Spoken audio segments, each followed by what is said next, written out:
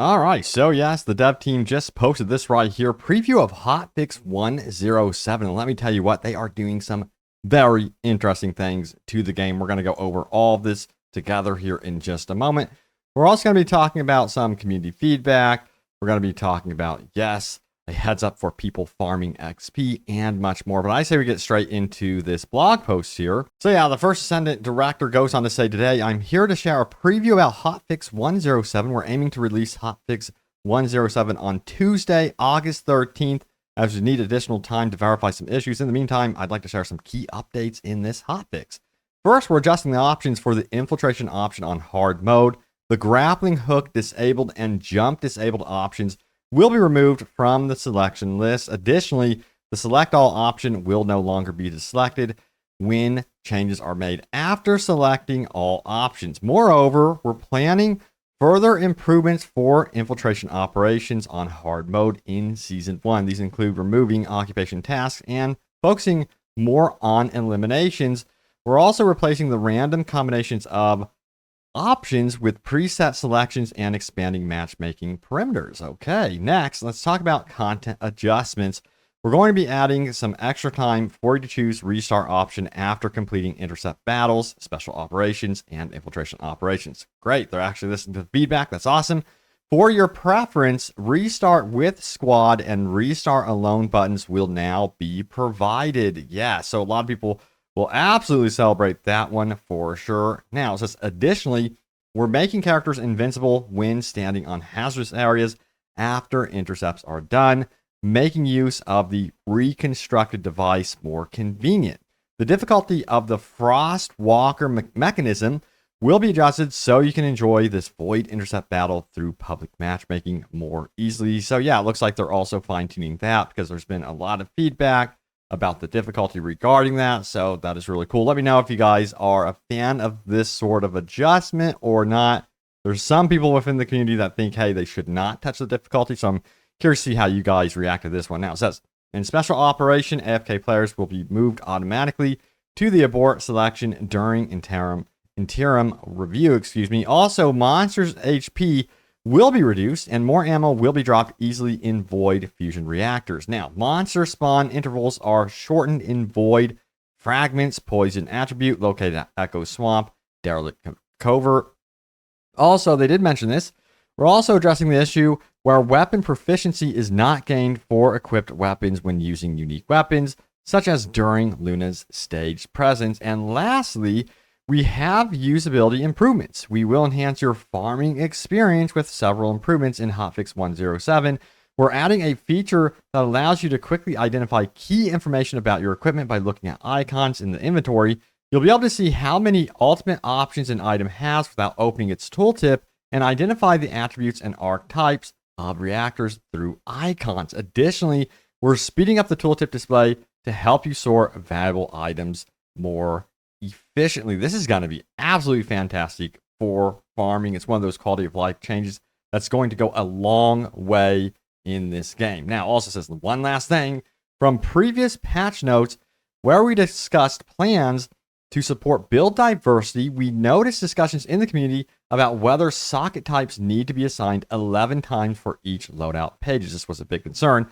Now, rest assured, we aim to support build diversity in a more user-friendly manner. If you prefer to use the same socket type across loadout pages 1, 2, and 3, your current setup will remain unchanged. Socket type assignments will only be required if you want different socket types for each loadout. So it looks like they're going to be handling that one pretty good right there. Now, it says the First Descendant entry, a long-time beloved game. To achieve this, we're committed to improving the game in ways that resonate with you. We deeply appreciate everyone in our communities, and we'll continue to strive to provide more enjoyable contents. All right, so I thought that was, well said right there, and it looks like some very needed quality of life improvements with Update 107. And yes, again, that's going to be releasing on August 13th. That's not too long of a wait.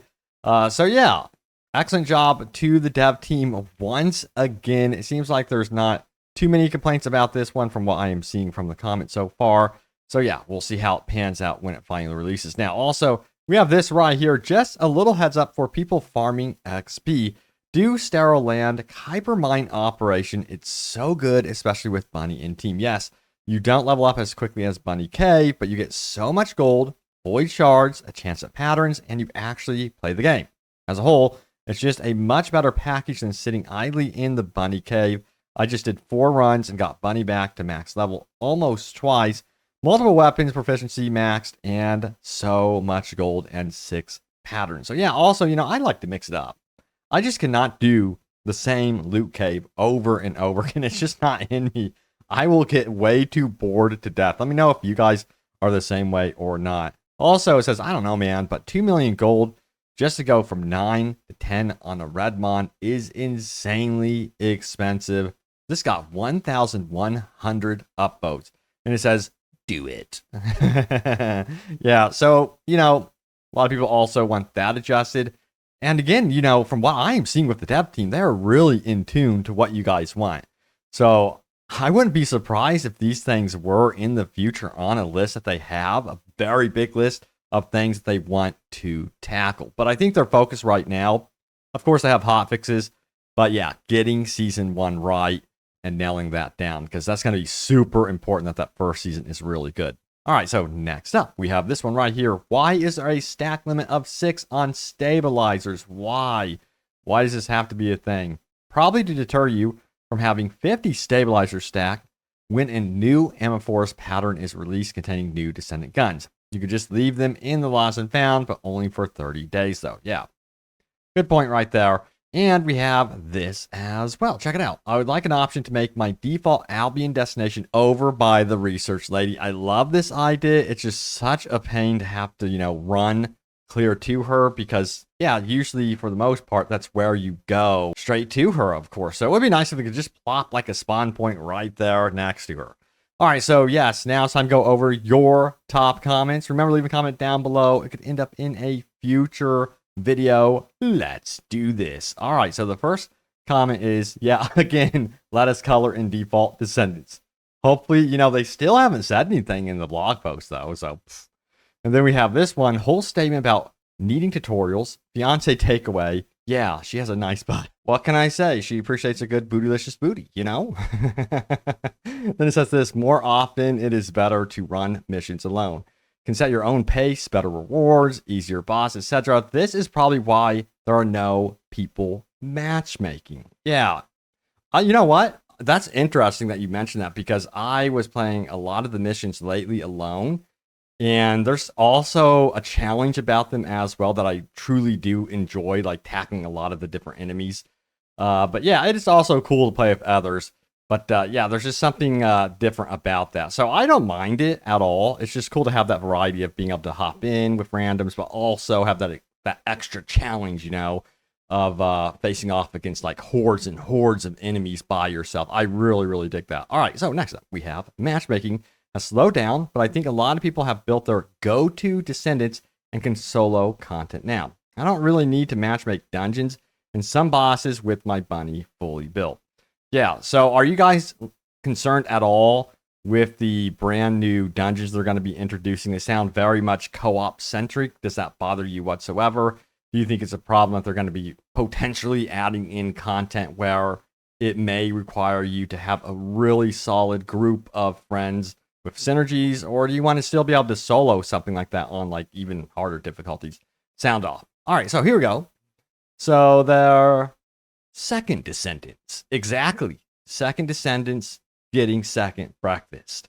No, but seriously, yeah. If you did miss the rumor, or, it's not really rumor because it was actually in the game. But yes, there were 2 Descendants discovered through the bio scanner where you can see their names. You got Scar and then someone that's labeled classified. The rumor is that they're going to be male and female Descendant season 1 and season 2, which makes a lot of sense. It seems like, yeah, the dev team did leave something in there to tease them at the very least.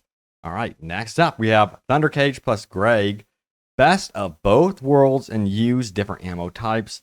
Have you seen the Steam charts for the game? After more than a month, it's only down over 50%, which is a massive hold for a game these days. I totally agree. There's people that are saying, oh my God, the game's dying.